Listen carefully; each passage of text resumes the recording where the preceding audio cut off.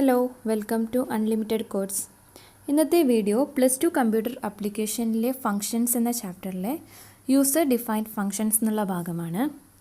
അതിനു മുമ്പ് ഈ ചാനൽ ആദ്യമായിട്ടാണ് കാണുന്നതെങ്കിൽ please don't forget to subscribe, like and press the bell icon for notifications.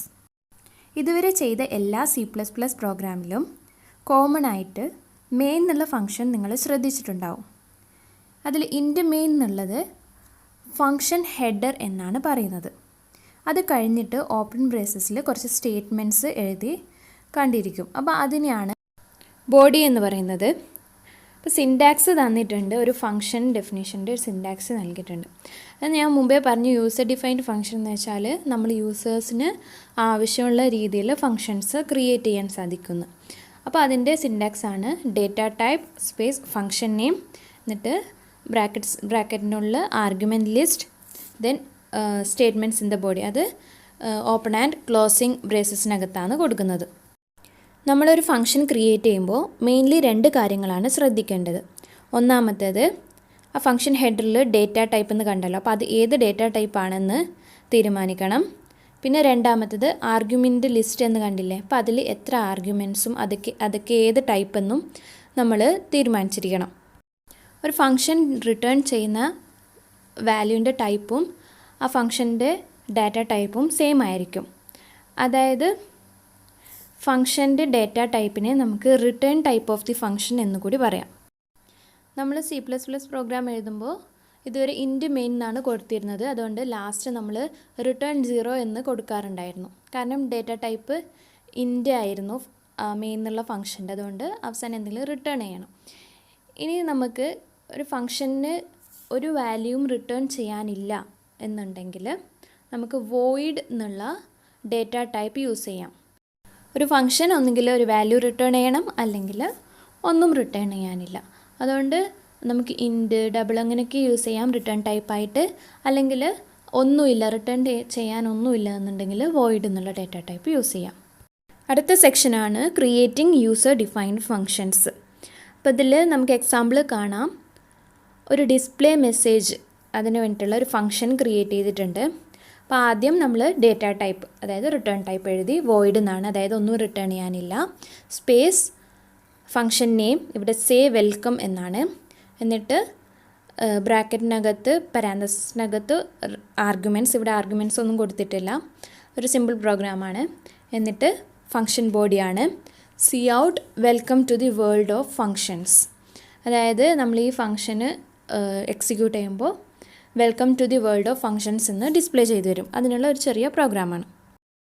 അടുത്തതായിട്ട് ടെക്സ്റ്റിൽ കാണാം, സമ്മ് കാണാൻ വേണ്ടിയിട്ട് 4 ഡിഫറെൻറ്റ് രീതിയിൽ ഫങ്ഷൻസ് എഴുതിയിട്ടുണ്ട്. ഫങ്ഷൻ 1 എന്ന് പറയുന്നത് വോയിഡ് സം 1 എന്നാണ്. അതായത് വോയിഡാണ് return type. Function name sum 1, arguments ഒന്നുമില്ല. അപ്പോൾ ബോഡീൻ്റെ അകത്ത് ABS എന്നിങ്ങനെ 3 വേരിയബിൾസ് ഡിക്ലെയർ ചെയ്തിട്ടുണ്ട് ഇൻറ്റ് ടൈപ്പിൽ. എന്നിട്ട് cout enter 2 numbers, cin AB, എന്നിട്ട് സമ്മ് കാണുന്നു S = A+B, cout sum = S, അതായത് അവിടെ തന്നെ സമ്മ് ഡിസ്പ്ലേ ചെയ്യുന്നു. രണ്ടാമത്തെ ഫങ്ഷനിലാണെങ്കിൽ റിട്ടേൺ ടൈപ്പ് ശ്രദ്ധിക്കണം, ഇൻറ്റ് ആണ്, അതാണ് അതിലെ വ്യത്യാസം. പിന്നെ ഫങ്ഷൻ നെയിം സം2 ആണ്, ആർഗ്യുമെൻറ്റ്സ് ഒന്നുമില്ല. നേരത്തെ ചെയ്ത പോലെ ഫങ്ഷനകത്ത് തന്നെ സമ്മ് കാണുന്നു, എന്നിട്ട് അവിടെ ഡിസ്പ്ലേ ചെയ്യുന്നില്ല, റിട്ടേൺ S ആണ് കൊടുത്തിരിക്കുന്നത്. അതായത് സമ്മ് അവിടെ ഡിസ്പ്ലേ ചെയ്യുന്നില്ല, സമ്മ് കണ്ടുപിടിച്ചിട്ട് റിട്ടേൺ ചെയ്യാണ് ചെയ്യുന്നത്. ഇനി ഫങ്ഷൻ 3 നോക്കുകയാണെങ്കിൽ വോയിഡാണ് റിട്ടേൺ ടൈപ്പ്, സം3 നെയിമാണ്, 2 ആർഗ്യുമെൻറ്റ്സ് നൽകിയിട്ടുണ്ട്, ഇൻറ്റ് A, ഇൻറ്റ് B. അവിടെ കാണാം നമ്മൾ ഇത് എൻ്റർ 2 ഇൻപുട്ട്സ് അങ്ങനെയൊന്നും എഴുതിയിട്ടില്ല. ഡയറക്റ്റ്ലി ആ ഇൻറ്റ് A, ഇൻറ്റ് B എന്നുള്ള ആർഗ്യുമെൻറ്റ്സ് യൂസ് ചെയ്യാണ്, എയും ബിയും. അപ്പോൾ S = A+B, എന്നിട്ട് അവിടെ സമ്മ് ഡിസ്പ്ലേ ചെയ്യുന്നു. ഫങ്ഷൻ 4ൽ റിട്ടേൺ ടൈപ്പ് ഇൻറ്റാണ്, ആർഗ്യുമെൻറ്റ്സ് നൽകിയിട്ടുണ്ട്, ഇൻറ്റ് A, ഇൻറ്റ് B. അപ്പോൾ സെയിം രീതിയിൽ ആ എയും ബിയും യൂസ് ചെയ്ത് സമ്മ് കാണുന്നു, എന്നിട്ട് അവിടെ ഡിസ്പ്ലേ ചെയ്യുന്നില്ല, പകരം റിട്ടേൺ ചെയ്യുന്നു. കാരണം ഇൻറ്റാണ് റിട്ടേൺ ടൈപ്പ്, അപ്പോൾ റിട്ടേൺ ചെയ്യേണ്ടത് നിർബന്ധമാണ്. ഈ എക്സാമ്പിൾ കൊണ്ട് ഉദ്ദേശിക്കുന്നത് നമ്മൾ ഈ ഫങ്ഷനെ നമ്മൾ ഡിഫറെൻറ്റ് രീതിയിൽ എഴുതാൻ പറ്റും എന്നുള്ളതാണ്. ഇതുവരെ നമ്മൾ sum 1, sum 2, sum 3 and sum 4 എന്നുള്ള ഫങ്ഷൻസ് ഡിഫൈൻ ചെയ്യാണ് ചെയ്തത്. പ്രോഗ്രാമിൽ ഇതുവരെ അത് യൂസ് ചെയ്തിട്ടില്ല. അപ്പോൾ അതെങ്ങനെയാണെന്നുള്ളത് ടെക്സ്റ്റിൽ കൊടുത്തിട്ടുണ്ട്. ഇൻറ്റ് മെയിൻ, നമ്മൾ എപ്പോഴും ഒരു C++ ഫങ്ഷന് അത് സ്റ്റാർട്ട് ചെയ്യുന്നത് മെയിനിലാണ്. അതായത് എക്സിക്യൂട്ട് ചെയ്യാൻ തുടങ്ങുന്നത് മെയിൻ വെച്ചിട്ടാണ്. അതുകൊണ്ട് മെയിൻ്റെ അകത്ത് ഈ ഫങ്ഷനെ കോൾ ചെയ്യണം. അത് കോൾ ചെയ്യുന്നത് എങ്ങനെയാണെന്ന് ആ സ്ക്വയർ ബ്രാക്കറ്റിനകത്ത്, ആ റെഡ് സ്ക്വയർ ബ്രാക്കറ്റിനകത്ത് കാണിച്ചിട്ടുണ്ട്. സോ കാണാം, ഇൻറ്റ് x, y, z=5 റിസൾട്ട് എന്നിങ്ങനെ വേരിയബിൾസ് ഡിക്ലെയർ ചെയ്തിട്ടുണ്ട്. C out calling the first function, അതായത് ഫസ്റ്റ് ഫംഗ്ഷൻ ഇങ്ങനെ കോൾ ചെയ്യാം. സം 1 എന്നിട്ട് closing opening and closing parenthesis ആണ് കൊടുത്തിരിക്കുന്നത്. സം 1 എന്നുള്ള ഫംഗ്ഷനെ കോൾ ചെയ്യാണ്. നമുക്കറിയാം വോയിഡ് ആയിരുന്നു ഡേറ്റ ടൈപ്പ്, പിന്നെ ആർഗ്യുമെൻറ്റ്സ് ഒന്നും ഉണ്ടായിരുന്നില്ല. അതുകൊണ്ട് ഇവിടെ ആർഗ്യുമെൻറ്റ്സ് കൊടുക്കേണ്ട ആവശ്യമില്ല. ഇനി C out calling the second function. അപ്പോൾ സെക്കൻഡ് ഫംഗ്ഷനിൽ അവിടെ ഡിസ്പ്ലേ ചെയ്തിട്ടുണ്ടായിരുന്നില്ല, ശ്രദ്ധിക്കണം. കാരണം ഇൻറ്റ് ടൈപ്പ് ആയിരുന്നു, ഇൻറ്റ് റിട്ടേൺ ടൈപ്പ് ആയിരുന്നു. അവസാനം റിട്ടേൺ എസ് എന്നായിരുന്നു കൊടുത്തത്. അതുകൊണ്ട് ഇവിടെയാണ് ഡിസ്പ്ലേ ചെയ്യേണ്ടത്. അപ്പോൾ result is equal to sum 2 എന്ന് കൊടുത്തിട്ടുണ്ട്. അതായത് സം 2 എന്നുള്ളത് ഫംഗ്ഷൻ കോളിംഗ് ആണ്, സെക്കൻഡ് ഫംഗ്ഷനെ കോൾ ചെയ്യുക. Okay, cout sum given by function 2 is result, അതായത് ആ റിസൾട്ട് അവിടെ പ്രിൻറ്റ് ചെയ്തു. ഇനി അടുത്തത് റിട്ടേൺ ടൈപ്പ് വോയിഡ് ആയിരുന്നു അടുത്ത ഫംഗ്ഷൻ സം 3 എന്നുള്ളത്. അതിന് 2 ആർഗ്യുമെൻറ്റ്സ് നൽകിയിരുന്നു. ഓക്കെ, അവിടെ enter values for x and y. അതായത് നേരത്തെ നമ്മൾ ശ്രദ്ധിച്ചാണ് ഇൻറ്റ് എ, ഇൻറ്റ് ബി എന്നുള്ള ആർഗ്യുമെൻറ്റ്സിൽ എയും ബിയും യൂസ് ചെയ്തിട്ടായിരുന്നു സമ്മ് കണ്ടത്. അവിടെ വാല്യൂ ഒന്നും കൊടുത്തിരുന്നില്ല. അപ്പോൾ ഇവിടെയാണ് നമ്മൾ വാല്യൂസ്, ഈ മെയിൻ എന്നുള്ള ഫംഗ്ഷനിലാണ് വാല്യൂസ് കൊടുക്കേണ്ടത്. അപ്പോൾ സീൻ എക്സ് വൈ എന്നുള്ളത് നമ്മൾ 2 വാല്യൂസ് കൊടുത്തു. എന്നിട്ട് ഫംഗ്ഷൻ 3നെ കോൾ ചെയ്യാണ്. Sum 3 of x, y. അതായത് 2 ആർഗ്യുമെൻറ്റ്സ് ഉണ്ടായിരുന്നു പാരാന്തസിസിനുള്ളിൽ, അതുകൊണ്ട് എക്സും വൈയും പാസ് ചെയ്തു. ഇനി അവസാനത്തെ ഫംഗ്ഷനായ സം 4 അതുപോലെ ഫംഗ്ഷനെ കോൾ ചെയ്യാണ്. ഇവിടെ കാണാം z=5 മുമ്പേ ഇനീഷ്യലൈസ് ചെയ്തതായിരുന്നു. അപ്പോൾ ആ 5 എന്നുള്ളതും z, 12 എന്നുള്ള വാല്യൂ അങ്ങനെ നമുക്ക് കോൾ ചെയ്യാവുന്നതാണ്. പിന്നെ ഇതിൻ്റെ ഔട്ട്പുട്ട് ശ്രദ്ധിക്കാം. ഇതാണ് അതിൻ്റെ output. Calling the first function. അപ്പോൾ നമ്മൾ 2 നമ്പേഴ്സ് ഇൻപുട്ട് ചെയ്തു, 10, 25. അപ്പോൾ സമ്മ് കണ്ടു 35. അതുപോലെ സെക്കൻഡ് ഫംഗ്ഷനിൽ 5, 7. അപ്പോൾ അതിൻ്റെ സമ്മും കണ്ടു. അങ്ങനെ 4 ഫംഗ്ഷനെയും കോൾ ചെയ്തിട്ടുള്ള റിസൾട്ടാണ്, ഔട്ട്പുട്ടാണിത്. അടുത്ത സെക്ഷനാണ് പ്രോട്ടോടൈപ്പ് ഓഫ് ഫങ്ഷൻസ്. ടെക്സ്റ്റിൽ പ്രൊഡക്റ്റ് ഓഫ് 2 നമ്പേഴ്സ് എന്ന് പറഞ്ഞിട്ട് 2 പ്രോഗ്രാംസ് നൽകിയിട്ടുണ്ട്. ആദ്യത്തേത് ഫംഗ്ഷൻ ബിഫോർ മെയിൻ, അതായത് മെയിൻ എന്നുള്ള ഫംഗ്ഷന് മുമ്പ് നമ്മളുടെ function user defined function define ചെയ്യാണ്. ഇനി രണ്ടാമത്തേതിലാണെങ്കിൽ നമ്മൾ മെയിൻ കഴിഞ്ഞതിന് ശേഷമാണ് യൂസർ ഡിഫൈൻഡ് ഫംഗ്ഷനായ പ്രൊഡക്റ്റ് ഡിഫൈൻ ചെയ്യുന്നത്. അപ്പോൾ ഇത് നമ്മൾ രണ്ടും റൺ ചെയ്യുമ്പോൾ, എക്സിക്യൂട്ട് ചെയ്യുമ്പോൾ ആദ്യത്തെ പ്രോഗ്രാമിന് ഒരു കുഴപ്പവും വരില്ല. കാരണം ആദ്യം നമ്മൾ പ്രൊഡക്റ്റ് എന്നുള്ള യൂസർ ഡിഫൈൻഡ് ഫംഗ്ഷന് ഡിഫൈൻ ചെയ്തിരുന്നു. പക്ഷെ രണ്ടാമത്തേതിലാണെങ്കിൽ മെയിൻ കഴിഞ്ഞിട്ടാണ് നമ്മൾ ഫംഗ്ഷൻ ഡെഫിനിഷൻ നൽകിയത്. അതുകൊണ്ട് ഈ ഫംഗ്ഷൻ മെയിൻ എന്നുള്ളതിലാണ് എപ്പോഴും എക്സിക്യൂഷൻ സ്റ്റാർട്ട് ചെയ്യുന്നത്. അപ്പോൾ ഇതിൽ പ്രൊഡക്റ്റ് ഓഫ് num1, num2 എന്ന് കോൾ ചെയ്യുമ്പോൾ അവിടെ കമ്പൈലറിന് മനസ്സിലാവില്ല ഇവിടെ ഒരു ഫംഗ്ഷൻ ഉണ്ടായിരുന്നു, ഫംഗ്ഷൻ ഡെഫിനിഷൻ ചെയ്തിട്ടുണ്ടെന്ന് കമ്പൈലറിന് അറിയില്ല. അതുകൊണ്ട് അവിടെ ഒരു എറർ മെസ്സേജ് ആയിരിക്കും കാണിക്കാൻ പോകുന്നത്. അപ്പോൾ അതുകൊണ്ട് നമ്മളെപ്പോഴും നമുക്ക് 2 രീതിയിലും ചെയ്യാം. മെയിനിന് മുമ്പും ഡിഫൈൻ ചെയ്യാം, മെയിൻ കഴിഞ്ഞിട്ട് നമുക്ക് യൂസ് ചെയ്ത എല്ലാ ഫങ്ഷൻസും നമുക്ക് ഡിഫൈൻ ചെയ്യാം. പക്ഷേ മെയിൻ കഴിഞ്ഞിട്ടാണ് നമ്മൾ ഡിഫൈൻ ചെയ്യുന്നതെങ്കിൽ നമ്മൾ ആദ്യം തന്നെ ഫങ്ഷൻ പ്രോട്ടോടൈപ്പ് ഡിക്ലെയർ ചെയ്യണം. അതായത് ഇങ്ങനൊരു ഫങ്ഷൻ നമ്മൾ ഈ പ്രോഗ്രാമിൽ യൂസ് ചെയ്യാൻ പോകുന്നുണ്ട് എന്ന് കമ്പൈലറിന് പറഞ്ഞു കൊടുക്കണം. അപ്പോൾ അതിനെയാണ് ഫങ്ഷൻ പ്രോട്ടോടൈപ്പ് എന്ന് പറയുന്നത്. ഫങ്ഷൻ പ്രോട്ടോടൈപ്പ് എന്ന് വെച്ചാൽ അത് ഫങ്ഷൻ ഡിക്ലറേഷനാണ്. അതായത് കമ്പൈലറിനോട് ഇങ്ങനൊരു ഫങ്ഷൻ യൂസ് ചെയ്യുന്നുണ്ട്, ഫങ്ഷൻ്റെ നെയിം ഇതാണ്, റിട്ടേൺ ടൈപ്പ് ഇതാണ്, ഇത്ര നമ്പർ ഓഫ് ആർഗ്യുമെൻറ്റ്സ് ഇതാണ്, അതിൻ്റെ ആക്സസിബിലിറ്റി ഇതാണെന്നൊക്കെ കമ്പൈലറിനോട് മുമ്പേ പറഞ്ഞു കൊടുക്കുകയാണ് ഇതിൽ ചെയ്യുന്നത്. ഫംഗ്ഷൻ പ്രോട്ടോടൈപ്പിൻ്റെ സിൻടാക്സ് നൽകിയിട്ടുണ്ട്. Data type space function name എന്നിട്ട് ബ്രാക്കറ്റിനകത്ത് ആർഗ്യുമെൻറ്റ് ലിസ്റ്റ്. ഇപ്പോൾ ഡേറ്റ ടൈപ്പ് ഇപ്പോൾ എക്സാമ്പിളായിട്ട് നമ്മൾ നേരത്തെ 3.7 എന്നുള്ള പ്രോഗ്രാം, അതായത് ഈ പ്രോഗ്രാമിനാണെങ്കിൽ ആദ്യം നമ്മൾ ഈ യൂസിങ് നെയിം സ്പേസ് std എന്ന് കഴിഞ്ഞതിന് ശേഷം ഇൻറ്റ് ഫംഗ്ഷൻ നെയിം പ്രൊഡക്റ്റ് എന്നായിരുന്നു. അപ്പോൾ ഇൻറ്റ് പ്രൊഡക്റ്റ് ഓഫ് ഇൻറ്റ് കോമ ഇൻറ്റ് നൽകിയിട്ടുണ്ട്. അപ്പോൾ അതായത് നമ്മൾ ആർഗ്യുമെൻറ്റ് ലിസ്റ്റിലെ ഡേറ്റ ടൈപ്സ് നൽകിയാൽ മതിയാവും.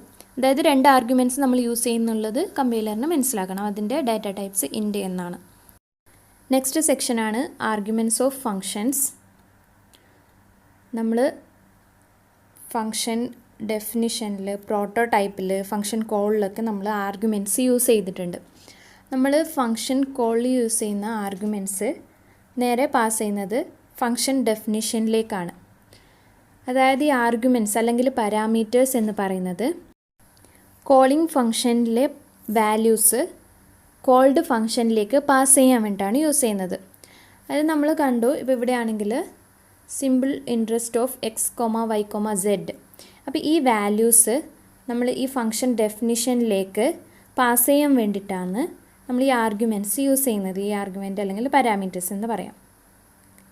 നമ്മൾ ഫങ്ഷൻ ഡെഫിനിഷൻസിൽ യൂസ് ചെയ്യുന്ന ആർഗ്യുമെൻറ്റ്സിനെ ഫോർമൽ ആർഗ്യുമെൻറ്റ്സ് എന്നാണ് പറയുന്നത്. ഫങ്ഷൻ ഡെഫിനിഷനിൽ ആർഗ്യുമെൻറ്റ്സ് നമ്മൾ യൂസ് ചെയ്യാറുണ്ട്. അപ്പോൾ അതിനെ നമ്മൾ ഫോർമൽ ആർഗ്യുമെൻറ്റ്സ് എന്ന് പറയും. ഇനി ഫങ്ഷൻ കോളിൽ യൂസ് ചെയ്യുന്ന ആർഗ്യുമെൻറ്റ്സിനെ നമ്മൾ ആക്ച്വൽ അല്ലെങ്കിൽ ഒറിജിനൽ ആർഗ്യുമെൻറ്റ്സ് എന്നാണ് പറയുന്നത്. പ്രോട്ടോടൈപ്പിൽ യൂസ് ചെയ്യുന്ന ഫങ്ഷൻ പ്രോട്ടോടൈപ്പിൽ യൂസ് ചെയ്യുന്ന ആർഗ്യുമെൻറ്റ്സിനെ നമ്മൾ ഡമ്മി ആർഗ്യുമെൻറ്റ്സ് എന്ന് പറയും. അടുത്ത സെക്ഷൻ ഫങ്ഷൻസ് വിത്ത് ഡിഫോൾട്ട് ആർഗ്യുമെൻറ്റ്സ്. ഇപ്പോൾ എക്സാമ്പിൾ നൽകിയിട്ടുണ്ട് ടെക്സ്റ്റിൽ. നമ്മൾ സമയം നൽകുമ്പോൾ അപ്പോൾ അതിൻ്റെ കറസ്പോണ്ടിങ് സെക്കൻഡ്സ് കാൽക്കുലേറ്റ് ചെയ്യാൻ വേണ്ടിയിട്ടുള്ള ഫങ്ഷൻ ഡെഫിനിഷൻ നൽകിയിട്ടുണ്ട്. അപ്പോൾ അതിൻ്റെ ഫങ്ഷൻ നെയിം ടൈം സെക് എന്നാണ്. റിട്ടേൺ ടൈപ്പ് ഇൻറ്റാണ്. 3 ആർഗ്യുമെൻറ്റ്സ് ഉണ്ട്. അതായത് ഫങ്ഷൻ ഡെഫിനിഷൻ നൽകുന്ന ആർഗ്യുമെൻറ്റ്സിന് നമ്മൾ എന്താ പറയുക? Formal arguments. അതുകൊണ്ട് 3 ഫോർമൽ ആർഗ്യുമെൻറ്റ്സ് ഉണ്ട്. Int h, int m equal to 0 എന്ന് ഇനിഷ്യലൈസ് ചെയ്തിട്ടുണ്ട്. മൂന്നാമത്തത് ഇൻറ്റ് എസ് ഈക്വൽ ടു 0 എന്ന് ഇനിഷ്യലൈസ് ചെയ്തിട്ടുണ്ട്. ഓക്കെ, അപ്പോൾ ഫങ്ഷൻ ഡെഫിനിഷനിലെ ബോഡി കാണാം. Int sec equal to h into 3600 plus m into 60 plus s, അതായത് സെക്കൻഡ്സിൻ്റെ കാണാനുള്ള ഇക്വേഷനാണ്. എന്നിട്ട് റിട്ടേൺ സെക്കൻഡ് റിട്ടേൺ ചെയ്യും. ഇനി അതിന് ഫങ്ഷൻ കോൾ ചെയ്യുന്നുണ്ട്. Long S1 is equal two times sec of 2,10,40 എന്ന്. നമ്മൾ ഫങ്ഷൻ കോളിൽ യൂസ് ചെയ്യുന്ന പാരാമീറ്റേഴ്സിനെ നമ്മൾ എന്താ പറയുക? ആക്ച്വൽ പാരാമീറ്റേഴ്സ് അല്ലെങ്കിൽ original parameters. So 3 actual parameters നൽകിയിട്ടുണ്ട്. അപ്പോൾ ഈ ആക്ച്വൽ പാരാമീറ്റേഴ്സ് ഈ ഫങ്ഷൻ ഡെഫിനിഷനിലേക്ക് പാസ് ചെയ്യുകയും, അപ്പോൾ ഈ 2 എന്നുള്ളത് ഹവറാണ്, 10 എന്നുള്ളത് മിനിറ്റ്സ് ആണ്, 40 എന്നുള്ളത് സെക്കൻഡ്സ് ആണ്. അപ്പോൾ ഇതൊക്കെ വെച്ച് സെക്കൻഡ് കാൽക്കുലേറ്റ് ചെയ്യുകയും സെക്കൻഡ് കാൽക്കുലേറ്റ് അതിനെ റിട്ടേൺ ചെയ്യുകയും ചെയ്യും. ഇപ്പോൾ രണ്ടാമത്തെ ഫങ്ഷൻ കോള് ശ്രദ്ധിക്കാം. 1,30 എന്ന് മാത്രമേ ആക്ച്വൽ പാരാമീറ്റേഴ്സ് ആയിട്ട് നൽകിയിട്ടുള്ളൂ. മൂന്നാമത്തെ പാരാമീറ്റർ നൽകിയിട്ടില്ല. അപ്പോൾ അതിനർത്ഥം 1 മണിക്കൂറും 30 മിനിറ്റും. അപ്പോൾ സെക്കൻഡ്സ് ഒന്നുമില്ല. നേരത്തെ നൽകിയിരുന്നു സെക്കൻഡ് ഇസ് ഈക്വൽ ടു 0 എന്ന് ഇനീഷ്യലൈസ് ചെയ്തതിന് കാരണം. അതുകൊണ്ട് സെക്കൻഡിൻ്റെ വാല്യൂ അവിടെ ഡിഫോൾട്ടായിട്ട് എന്ത് ചെയ്യും? 0 എന്ന് സെറ്റ് ചെയ്യും. മൂന്നാമത്തെ എക്സാമ്പിളിൽ S3 is equal to time sec of 3, അതായത് ഹവർ എന്നുള്ളത് മാത്രമേ നൽകിയിട്ടുള്ളൂ. അപ്പോൾ അവിടെ എന്താ ചെയ്യുക? നമ്മൾ മിനിറ്റും സെക്കൻഡും ഓൾറെഡി 0 എന്ന് ഡിഫോൾട്ടായിട്ട് സെറ്റ് ചെയ്തത് കാരണം, ഇനീഷ്യലൈസ് ചെയ്തത് കാരണം ഇത് ഹവറിൻ്റെ വാല്യൂ 3 മാത്രം പാസ് ചെയ്യുകയും ബാക്കി മിനിറ്റും സെക്കൻഡും 0 എന്ന് സെറ്റ് ചെയ്യുകയും ചെയ്യും. അടുത്ത പാർട്ടാണ് മെത്തേഡ്സ് ഓഫ് കോളിംഗ് ഫങ്ഷൻസ്. അപ്പോൾ ഇതൊരു ഇമ്പോർട്ടൻ്റ് ആയിട്ടുള്ള ഭാഗമാണ് ചാപ്റ്ററിലെ, അധികവും ചോദിക്കാൻ സാധ്യതയുള്ള ഭാഗമാണ്. ഓക്കെ, അപ്പോൾ അതിന് സിമ്പിളായിട്ട് മനസ്സിലാക്കാൻ വേണ്ടിയിട്ട് ടെക്സ്റ്റിൽ വരുന്നൊരു എക്സാമ്പിൾ ഉണ്ട്. അതായത് നിങ്ങളുടെ ടീച്ചർ നിങ്ങൾക്ക് ഒരു ഇൻവിറ്റേഷൻ ലെറ്റർ ക്രിയേറ്റ് ചെയ്യാൻ വേണ്ടിയിട്ടുള്ള ഒരു ടാസ്ക്കാണ് തരുന്നതെന്ന് വിചാരിക്കാം. അതായത് ക്ലാസ്സിലെ എല്ലാ കുട്ടികളുടെ പാരൻസിനും ഇൻവിറ്റേഷൻ ലെറ്റർ അയക്കണം. അപ്പോൾ ആ പാരൻസിൻ്റെ ലിസ്റ്റ് ടീച്ചർ 2 രീതിയിൽ നിങ്ങൾക്ക് നൽകാം. ഒന്നുകിൽ എഴുതിയ ലിസ്റ്റ്, ടീച്ചർ സ്വന്തം കൈകൊണ്ട് എഴുതിയ ലിസ്റ്റ് അതേപടി നിങ്ങൾക്ക് നൽകാം, അല്ലെങ്കിൽ ഫോട്ടോ സ്റ്റാറ്റ് എടുത്ത് നൽകാം. അതേപടി നൽകുകയാണെങ്കിൽ റിസ്ക് ആയിരിക്കും. കാരണം നിങ്ങൾക്കത് ഒരിക്കലും അതിനെ ഡാമേജ് ചെയ്യാൻ പറ്റില്ല, അതിൽ കറക്ഷൻസോ എന്തെങ്കിലും നിങ്ങൾക്ക് എഴുതാനും പറ്റില്ല. പക്ഷേ സെറോക്സ് ആണ് തരുന്നതെങ്കിൽ നിങ്ങൾക്കതിനെ മോഡിഫൈ ചെയ്യാം, കാരണം അത് ഒറിജിനലിനെ ഒരിക്കലും എഫക്റ്റ് ചെയ്യൂല. സെയിം വേ നമുക്ക് 2 രീതിയിൽ ആർഗ്യുമെൻറ്റ്സ് പാസ് ചെയ്യാൻ പറ്റും. ഒന്നാമത്തെ ടൈപ്പാണ് കോൾ ബൈ വാല്യൂ അല്ലെങ്കിൽ പാസ് ബൈ വാല്യൂ മെത്തേഡ്. രണ്ടാമത്തത് കോൾ ബൈ റെഫറൻസ് അല്ലെങ്കിൽ pass by reference method. Call by value അല്ലെങ്കിൽ പാസ് ബൈ വാല്യൂ മെത്തേഡ് എന്താണെന്ന് നോക്കാം. ഇതിൽ ചെയ്യുന്നത് ആക്ച്വൽ ആർഗ്യുമെൻറ്റിൻ്റെ വാല്യൂ നമ്മൾ ഫോർമൽ ആർഗ്യുമെൻറ്റിലേക്ക് പാസ് ചെയ്യാണ് ചെയ്യുന്നത്. അല്ലെങ്കിൽ നമുക്ക് ഇങ്ങനെ പറയാം, ആക്ച്വൽ ആർഗ്യുമെൻറ്റിൻ്റെ ഒരു കോപ്പിയാണ് നമ്മൾ ഫങ്ഷനിലേക്ക് പാസ് ചെയ്യുന്നത്. നമ്മൾ സെറോക്സ് നൽകുന്ന ആ ഒരു കൺസെപ്റ്റാണ് ഇതിൽ. അതായത് നമ്മൾ എന്തൊക്കെ മോഡിഫൈ ചെയ്താലും, ഫോർമൽ ആർഗ്യുമെൻറ്റ്സിൽ എന്തൊക്കെ മോഡിഫൈ ചെയ്താലും അത് ആക്ച്വൽ ആർഗ്യുമെൻറ്റ്സിനെ ബാധിക്കുകയില്ല. എന്താണ് ആക്ച്വൽ ആർഗ്യുമെൻറ്റ്സ്, എന്താണ് ഫോർമൽ ആർഗ്യുമെൻറ്റ്സ് എന്നുള്ളത് മനസ്സിലാക്കണം. ആക്ച്വൽ ആർഗ്യുമെൻറ്റ്സ് എന്ന് പറയുന്നത് ഫങ്ഷൻ കോൾ യൂസ് ചെയ്യുന്ന ആർഗ്യുമെൻറ്റ്സ് ആണ്. ഫോർമൽ ആർഗ്യുമെൻറ്റ്സ് എന്ന് പറയുന്നത് ഫങ്ഷൻ ഡെഫിനിഷനിൽ യൂസ് ചെയ്യുന്ന ആർഗ്യുമെൻറ്റ്സ് ആണ്. അപ്പോൾ കോൾ ബൈ വാല്യൂവിൽ നമ്മളൊരു കോപ്പിയാണ് ഈ ആക്ച്വൽ ആർഗ്യുമെൻറ്റ്സ് പാസ് ചെയ്യുന്നത്. അപ്പോൾ ഫങ്ഷൻ ഡെഫിനിഷനിൽ എന്തൊക്കെ ആ ആർഗ്യുമെൻറ്റ്സിൽ ചെയ്താലും, എന്ത് വ്യത്യാസം ചെയ്താലും അതൊരിക്കലും ആക്ച്വൽ ആർഗ്യുമെൻറ്റ്സിനെ ബാധിക്കുകയില്ല. എക്സാമ്പിൾ നോക്കാം. ചേഞ്ച് എന്നുള്ള ഫങ്ഷൻ ഡെഫിനിഷൻ നൽകിയിട്ടുണ്ട്. യൂസർ ഡിഫൈൻഡ് ഫങ്ഷനാണ്. Void change int n. അപ്പോൾ എൻ എന്നുള്ളത് ഫോർമൽ ആർഗ്യുമെൻ്റ് ആണ്. അപ്പോൾ അതിൽ ചെയ്യുന്നത് n = n+1, അതായത് എന്നിൻ്റെ വാല്യൂ ഇൻക്രിമെൻറ്റ് ചെയ്ത് സി ഔട്ട് n എന്നുള്ള ഡിസ്പ്ലേ ചെയ്യും. ഇനി മെയിനിൽ കോൾ ചെയ്യുന്നത് ശ്രദ്ധിക്കാം. അതിൽ ഇൻറ്റ് x = 20, അതായത് എക്സിന് 20 എന്നുള്ള വാല്യൂ നൽകിയിട്ടുണ്ട്. ഇനി ചേഞ്ച് ഓഫ് എക്സ്, അതായത് ആ ഫംഗ്ഷൻ ചേഞ്ച് എന്നുള്ള ഫംഗ്ഷനെ കോൾ ചെയ്തു. ആർഗ്യുമെൻറ്റ് ആക്ച്വൽ ആർഗ്യുമെൻറ്റ് എക്സ് ആണ്. അപ്പോൾ അതിൻ്റെ വാല്യൂ 20. ആ വാല്യൂ അതിൻ്റെ കോപ്പി മാത്രമേ എന്നിലേക്ക് പാസ് ചെയ്യുന്നുള്ളൂ. എക്സ് അല്ല പാസ് ചെയ്യുന്നത്, എക്സിലെ 20 എന്നുള്ള വാല്യൂ ആണ് പാസ് ചെയ്യുന്നത്. അതാണ് അവിടെ മനസ്സിലാക്കേണ്ടത്. ഔട്ട്പുട്ട് നോക്കിയാൽ മനസ്സിലാവും. എന്നിൻ്റെ വാല്യൂ 21, അതായത് ഇൻക്രിമെൻറ്റ് ചെയ്തിട്ടുണ്ട്. n = n+1 എന്നുള്ള ഫംഗ്ഷൻ ചെയ്യുമ്പോൾ, കാൽക്കുലേഷൻ ചെയ്യുമ്പോൾ n = 21 എന്ന് ഇൻക്രിമെൻറ്റ് ചെയ്തു. പക്ഷേ ഇവിടെ എക്സിൻ്റെ വാല്യൂ ചേഞ്ച് ചെയ്യുന്നില്ല, അതായത് ആക്ച്വൽ പാരാമീറ്ററിൻ്റെ വാല്യൂ ചേഞ്ച് ചെയ്യുന്നില്ല. അത് ഡിസ്പ്ലേ ചെയ്യുമ്പോൾ 20 എന്ന് തന്നെയാണ് കാണുന്നത്. കാരണം നമ്മൾ അതിൻ്റെ കോപ്പി മാത്രമാണ് പാസ് ചെയ്തത്. അപ്പോൾ അതിൻ്റെ ആക്ച്വൽ വാല്യൂവിന് ഒരു പ്രശ്നവും ഉണ്ടാവില്ല. ഇവിടെ ചെയ്യുന്നത് n എന്നുള്ള ഫോർമൽ പാരാമീറ്ററിന് അതിന് വേണ്ടി തന്നെ ഒരു മെമ്മറി ലൊക്കേഷൻ ക്രിയേറ്റ് ചെയ്യും. The parameter n has its own memory location to store the value 20 in change. അത് 20 എന്നുള്ള വാല്യൂ സ്റ്റോർ ചെയ്യാൻ വേണ്ടിയിട്ട് അതിന് പ്രത്യേകം മെമ്മറി ലൊക്കേഷൻ ക്രിയേറ്റ് ചെയ്യും. അതുകൊണ്ടാണ് ഈ ആക്ച്വൽ പാരാമീറ്ററിൽ ചേഞ്ച് ഒന്നും വരാത്തത്. നെക്സ്റ്റ് കോൾ ബൈ റെഫറൻസ് അല്ലെങ്കിൽ പാസ് ബൈ റെഫറൻസ് മെത്തേഡ്. ഇതിൽ ചെയ്യുന്നത് ആക്ച്വൽ ആർഗ്യുമെൻ്റ് റെഫറൻസ് ആണ് ഫംഗ്ഷനിലേക്ക് പാസ് ചെയ്യുന്നത്. അപ്പോൾ എന്താണെന്ന് വെച്ചാൽ നമ്മൾ actual argument memory location formal ആർഗ്യുമെൻറ്റുമായി ഷെയർ ചെയ്യുകയാണ് ചെയ്യുന്നത്. അതുകൊണ്ട് നമ്മൾ എന്തൊക്കെ ഫോർമൽ ആർഗ്യുമെൻറ്റ്സിൽ ചേഞ്ച് വരുത്തിയാലും അതൊക്കെ തന്നെ നമ്മൾ ആക്ച്വൽ ആർഗ്യുമെൻറ്റ്സിൽ റിഫ്ലക്റ്റ് ചെയ്യും, അതായത് മാറ്റങ്ങൾ സംഭവിക്കും. ആർഗ്യുമെൻറ്റ് റെഫറൻസായി പാസ് ചെയ്യാൻ വേണ്ടി യൂസ് ചെയ്യുന്നതാണ് റെഫറൻസ് വേരിയബിൾ. അതിൻ്റെ ഡെഫിനിഷൻ പഠിച്ചു വെക്കുക. Reference variable is an alias name of another variable. അപ്പോൾ അതിന് യൂസ് ചെയ്യുന്നത് ആംപർസൻഡ് സിമ്പിളാണ്. അതായത് നമ്മൾ രണ്ട് pass by value pass by reference നമ്മൾ വ്യത്യാസം നമുക്ക് മനസ്സിലാവുന്നത് ആംപർസൻഡ് സിമ്പിൾ നമ്മൾ പാസ് ബൈ റെഫറൻസിൽ ഉണ്ടാവും. എക്സാമ്പിൾ നോക്കാം. നേരത്തെ അതേ എക്സാമ്പിളായിരുന്നു, പക്ഷേ ഇവിടെ വ്യത്യാസം എന്ന് വെച്ചാൽ വോയിഡ് ചേഞ്ച് ഇൻറ്റ് ആംപർസൻഡ് എൻ എന്നാണ് കൊടുത്തിരിക്കുന്നത്. അതായത് റെഫറൻസ് വേരിയബിളാണ് ആംപർസൻഡ് എൻ. അത് ഫോർമൽ പാരാമീറ്ററിൻ്റെ ആംപർസൻഡ് എൻ എന്നുള്ളത് നൽകിയിട്ടുണ്ട്. അപ്പോൾ അതിൽ ചെയ്യുന്ന കാര്യങ്ങളൊക്കെ സെയിം ആണ്. n = n+1. താഴെ നോക്കിയാൽ വോയിഡ് മെയിനിലും നേരത്തെ അതേപോലെ തന്നെയായിരുന്നു. x = 20 change of X. ഇവിടെ കോൾ ചെയ്യുന്നു ചേഞ്ച് ഓഫ് എക്സ്, പക്ഷേ ഇവിടെ ചെയ്യുന്നത് എക്സിൻ്റെ റെഫറൻസ് ആയിരിക്കും പാസ് ചെയ്യുന്നത്. അതുകൊണ്ട് മെമ്മറി ഷെയർ ചെയ്യാണ് ചെയ്യുന്നത്. അതുകൊണ്ട് നമ്മൾ എക്സിൻ്റെ വാല്യൂം കൂടി ഇവിടെ ചേഞ്ച് ചെയ്യും. ഔട്ട്പുട്ട് കണ്ടാൽ മനസ്സിലാവും ഇവിടെ എന്നിൻ്റെ വാല്യൂ 21 ആണ്, എക്സിൻ്റെ വാല്യൂം കൂടി ചേഞ്ച് ചെയ്ത് 21 ആയി. അപ്പോൾ അതാണ് ഈ call by value call by reference തമ്മിലുള്ള വ്യത്യാസം. ടെക്സ്റ്റിൽ കോൾ ബൈ വാല്യൂവിൻ്റെയും കോൾ ബൈ റെഫറൻസിൻ്റെയും കമ്പാരിസൺ ടേബിൾ നൽകിയിട്ടുണ്ട്. അപ്പോൾ അത് ശ്രദ്ധിക്കുക. നെക്സ്റ്റ് സെക്ഷനാണ് scope and life of variables and functions. Function പ്രോട്ടോടൈപ്പിൻ്റെ ആവശ്യം നമ്മൾ നേരത്തെ ഡിസ്കസ് ചെയ്തതാണ്. അപ്പോൾ സ്കോപ്പ് ഓഫ് വേരിയബിൾ എന്ന് വെച്ചാൽ that part of the program in which it is used. അതായത് ആ വേരിയബിൾ യൂസ് ചെയ്ത പ്രോഗ്രാമിൻ്റെ പാർട്ടിനെയാണ് സ്കോപ്പ് ഓഫ് വേരിയബിൾ എന്ന് പറയുന്നത്.